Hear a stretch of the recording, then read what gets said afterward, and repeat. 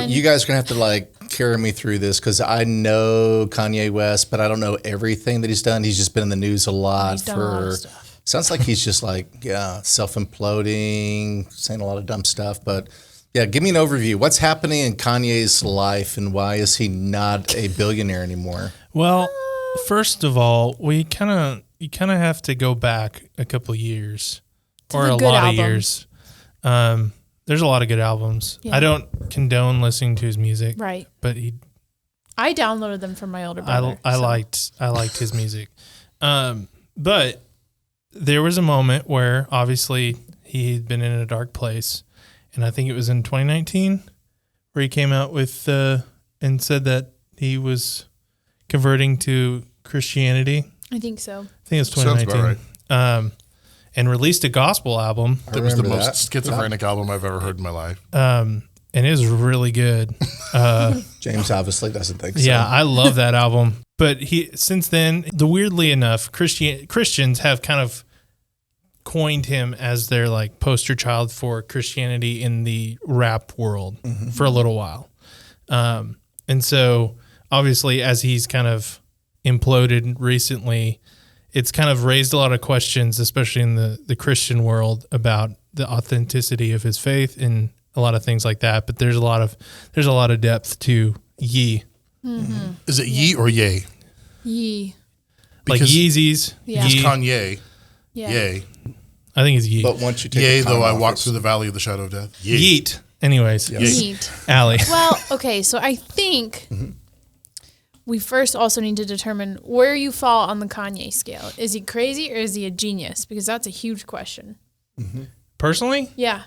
I think he's right in the middle. Yeah. Can you be? Cause sometimes crazy people can be. Yeah. I think the more I've researched about Kanye, the more I start to think he's actually pretty smart. And that is saying a lot because I don't think a lot of people in Hollywood smart are as in he has intelligence, not necessarily he makes good decisions. No. Oh, I know a lot of smart people that make terrible decisions. Yes. Most of the time I'm one of them. Right. Well, so that's the thing. And as believers, I think we always put a weird pressure on Christians in Hollywood that just isn't realistic. Especially a young believer. If he just became a Christian a couple of years ago. Yeah. Yeah, he's been struggling with faith for a while. If you go back to some of his earlier albums, there's a song, what's it called? Jesus Walks or Jesus? Gosh, I can't remember what it is. I'll have to look it up, but continue. Yeah. So, since he became a believer, he's made questionable decisions, right? So I kind of think marrying into the Kardashian family is a questionable decision for anyone. For anyone, not just Ye. But especially you're not equally yoked. But if he's new in his faith, he's not going to understand that. So kind of why we're talking about Kanye today, though, is he's a hot topic in the news right now. Yeah. And yes, we said he might be smart, but he doesn't make wise decisions always. So I think all of this kind of started when he kind of made a stance as being a conservative person in Hollywood. Not always conservative in lifestyle choices, but conservative politically. Mm-hmm. So when he started coming out more and more with that, at first you sometimes think that things are a ploy just for attention. But the more that I've listened to interviews with him, the more I think that he's out there, but I think that he legitimately believes that he is using his influence in the right way. Mm-hmm. A couple things that stood out to me recently from an interview that he did in response to this whole situation and self-imploding. So what was the situation? For posterity here. It all kind of started a couple weeks ago at a Paris Fashion Week show, whatever. And he wore fashion clothes. He wore a White Lives Matter t-shirt. So a black man wearing a White Lives Matter t-shirt is kind of an uproar just of its own. Controversial. Yeah. And he intended for it to be controversial. Yeah. And so his intentions are thought-provoking. Yeah, and that's exactly what he wanted. And so this is kind of the thing that stirred the pot to begin with. And then I think it was last week or the week before, he released a tweet, which terrible wording choice, but he said he's going to go DEFCON 3 on Jewish people. Yeah, you asked me about that the other day. What's I would just thought I'm going to kind of go ballistic. I'm going to be, I'm going to say a lot of ugly things about you or right. Yeah. But I think like after the you. military term of that is actually a lot more intense. Yeah. Yeah, it is. Like land, air, and sea were coming for you is kind of what I understood it So to be. people took it as in he was going to attack them, like physically hurt somebody. It was just anti-Semitic is what everyone started saying. Yeah. So listening to an interview, he got to explain himself and said that that's not his intentions in sharing that at all. And I didn't ever understand why he would mention Jewish people. He was upset with how the media was portraying him. So he actually pulled up a list of all these major media networks and has a chart created that shows which are owned by or which have Jewish CEOs and who make these decisions about what's shared on the media. Well, a large portion, according to what he said, is Jewish. And so his intentions were to say, stop painting me in this light. Therefore, I'm going DEFCON 3 on Jewish people. Yeah. Again, not anywhere close to the best choice of wording, but this is Kanye. This is, I don't know. Yee. Didn't say Kanye has never been Politically correct. No, very smart on the things that he says. And I guess the other thing is you don't have to. Like you should. Sure. But you don't have to, especially if you know that you're already going to be covered negatively in the media. What more could possibly hurt you? This one did hurt, though. He lost a lot of brand endorsements. He did explain some of the decisions about why he went with some of those brand endorsements. And so that was eye-opening for me, hearing that he chose not to go with Nike because he is conservative, and he knew that they would kind of control him. So he went with, he did the Yeezys deal with Adidas because they're German. And so they weren't going to have so much say in his conservative political beliefs here. So I thought that was kind of interesting. He's really passionate about the number one death across Black people being Planned Parenthood. He says the most dangerous place for a Black person to be in America right now is in their mother's womb. And I just think that's such a powerful statement from somebody who's a new believer, to understand that so immensely. So I think he's weird. He also thinks that he was misdiagnosed with bipolarism.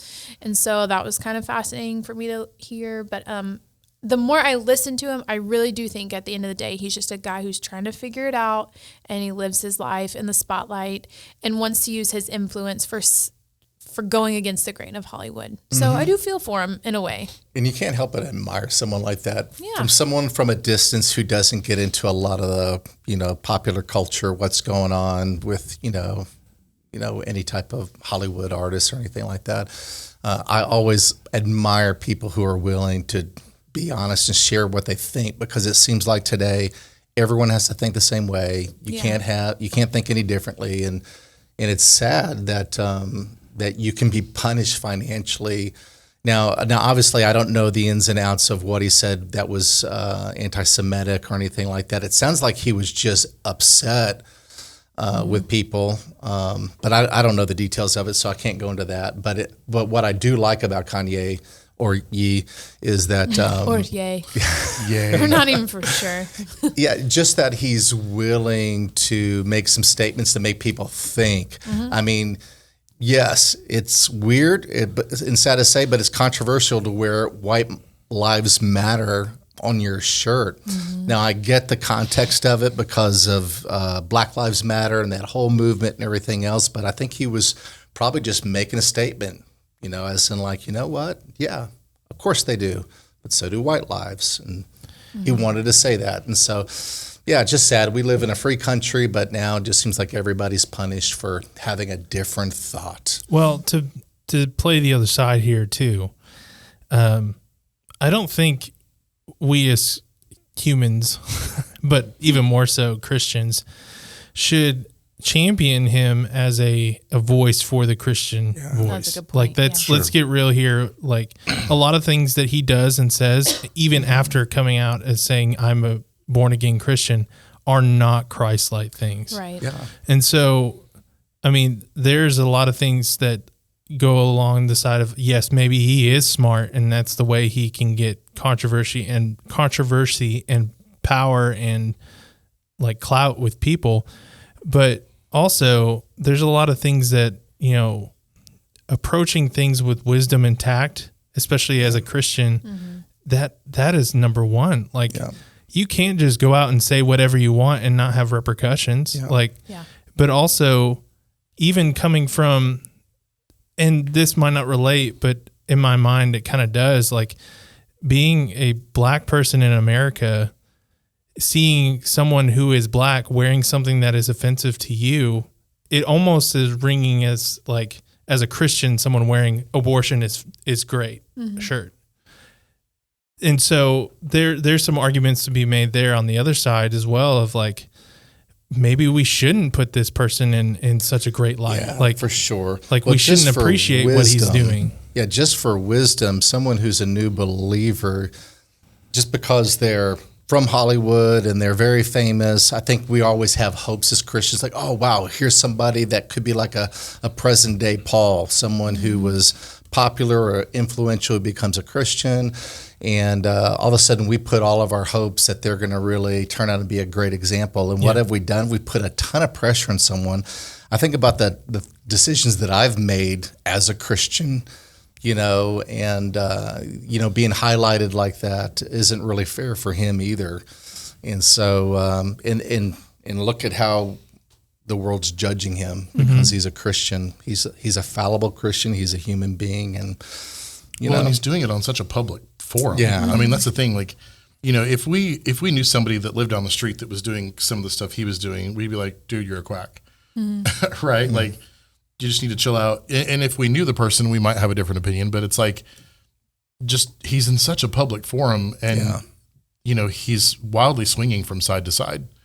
And it's like, what? He goes from being, ultra conservative to crazy ridiculous and saying horrible things that a conservative would never say. And it's like, what? Like how, and you're right. A lot of believers just jumped on the train with him and said, okay, cool. And then didn't really consider what that meant. Yeah. And it's kind of like, okay, well, just be careful. Yeah. Be careful. Because he did like a bunch of like Christian services right out in like a public church services. Church led worship and church services. I remember that now. After he, released his gospel album and declared he was a Christian. That list is long of people who've gone to well-known churches that, they create worship songs and we sing them. Right. Beyonce's led worship on a Sunday. Justin Bieber. Right. I was thinking of Justin Selena Bieber. Gomez. You have all these celebrities who I'm like, I would literally never invite you even to speak, to teach the word. Right. And here you are leading worship.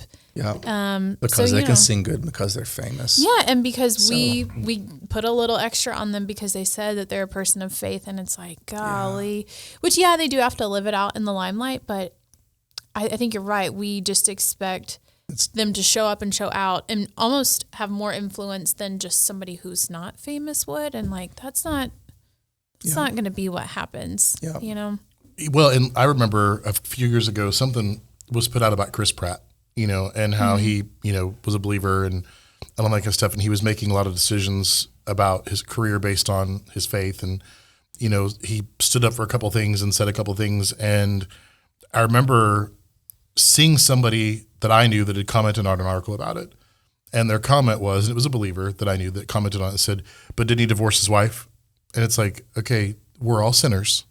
And that probably happened before he was saved, I'm not here to judge and question someone's salvation. I mean, we talked about that with Jeffrey Dahmer. I'm not judge and jury on that, but I think you're right. We put them in a limelight and we say, oh, well, you're a sinner. So darn you, you can't be saved. And it's like, okay, look in the mirror. You're a sinner too. Yep. Well, even on that note, I think potentially there's a lot more believers in Hollywood who just don't say anything about it because for that very reason, like I'm going to get bashed and all these other people who are also believers are going to expect me to live a certain way. So when I don't add up in one small area, the same way that they didn't add up in one small area, mine's going to be blown up on TV and media and everything. So I think we also make the mistake of thinking that just because someone's conservative means they're a Christian. Yeah. And you don't have to be a believer to be conservative. No. Not in the slightest. And so I'd say there's a lot of great Christian people that would not call themselves conservative. Right. Yeah. Right. So, and there's believers that are not conservative politically. Yeah. I mean, there's plenty of them. And so, But I think this whole thing kind of boils down to this whole idea of cancel culture. What would you guys, what's your thoughts on that? Cancel it. Maybe it's just because I'm old. I hate it. I hate cancel culture. Well, to the sense of, I think cancel culture should not exist in the Christian realm, period, because that means there's an absence of grace. Right. And there's no good definition of living out the idea of grace. And that's the thing. It just seems like cancel culture is very self-righteous. It lacks forgiveness. There's no opportunity to repent. Matter of fact, if someone does apologize, it's just heaped on them all the more. Yeah. I've heard of people just giving advice, don't apologize. Don't ever apologize because it'll just get worse. I'm just like, it's such a toxic culture. And it's anti-Christian, and I think it's a big part of kind of the depravity of our culture just going downhill. And we're just ready to jump on anybody. And I think maybe, I don't know much about Kanye in his life, but my assumption is he became a Christian. He began thinking probably of a lot of things with a different perspective, maybe became more politically conservative, and that was probably his downfall. Became a Christian, became more conservative, and then people were pointing at him and trying to gun him down. And, he lacks maturity as a believer. And he maybe he just likes being controversial. Well, he spent his life being controversial and being boisterous and being, in the limelight and being made him a lot of money. And so just because he became a believer doesn't mean all that instantly drops. Right. Yeah. And so, but I mean, it's funny because cancel culture in its extremeness is more current, but cancel culture has existed for a while. And, as you were talking about, it shouldn't exist in the Christian circles. I mean, unpopular hot take here. I mean, SBC was cancel culture all over Disney. You remember that? And they were like, oh, we shouldn't go to Disney and we should just cancel Disney because they had I don't think it was LGBTQ, everything else. I think it was just, like a gay day or something like that. But they were promoting that at Disney parks. And so the SBC went on a full on boycott, and it's like, okay, that's cancel culture. That's 100% cancel culture, and it's kind of like, yeah, you're right. I don't think it should exist. I mean, yeah, but on that level, like I think, for me and for my family, I want to make decisions that are healthy for us. I would want to protect our kids from things. I mean, we let them watch Disney and stuff like that, but and that's been controversial for a long time, long before that. But it's like, I'm not big into boycotting things. My dad does that a lot, and I'm just like, Dad, you can't make any decisions, and I could point out, different things that he might be doing. I'm like, you're gonna have to drop this, and this. It'd just be impossible. Well, you'd never be able to vote. Yeah, you can't. You can't cancel the world out. And I think, I think going back, I just think we just have a culture where there's a lack of forgiveness. And we assume the worst of people, and it is in the Christian culture and outside. And that culture is now helping us define what grace is. And that's such a terrible place to be, in letting culture define anything what Christianity believes, period. But even more so, grace and forgiveness.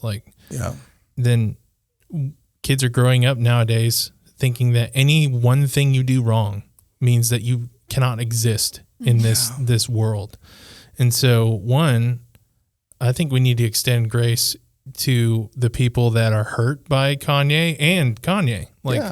We need to show grace to everyone. It's like a friend who makes a mistake. I've had friends that have made dumb mistakes and destroy their marriages. Well, I'm not going to defriend them because they did something dumb. I'm going to come alongside them and help them, but I'm also going to care for their family that they messed up. Well, it takes work. The fact that it's so easy to cancel somebody because it doesn't take any work from someone else. Yeah. And so it's important for us to, be accountable to others and one, have accountability ourselves, but two, work on the relationships to help them become better Christ followers. I think there's something, I'm fine with people, and I think you should speak up for what you believe in. But on this whole topic of Kanye and cancel culture, I think it's extremely important for everyone to have a well-rounded opinion. Yeah. Because if you don't see the other person's side and don't take the time to really understand what people are going through, then everything that you do is going to be every idea and opinion is going to be formed by your own bubble. Yeah. Yeah. And so I think it's really important for us to see, like you said, because for us to talk about Kanye would be easy for us to say, yeah, he's awful. But I think on this podcast today, I think we've kind of had both sides of it. Like, let's see both sides of Kanye's issue here, because there's a lot of people hurting from what he said. Yeah. And that's not good. Yeah, and you can care for him and care for others at the same time. You don't have to really choose a side. You can truly care for both, because both of them, everyone's created in the identity of, in the image of God. And none of us are better than the other. Yeah. And that's the problem that we're growing up in this culture today, is that we think we are better than everyone else. Yeah. And that's not what Christ says, and that's not what the Bible is teaching. And, we are all image bearers of God. Yeah. And so we should treat each other with grace and mercy and kindness. Yeah. One of the best, I love it when I hear people just share, and I think this really is good advice. If everybody on both sides of the aisle, whether it's politically or your religious views, is get to know other people that are different than you and just learn from them, ask questions.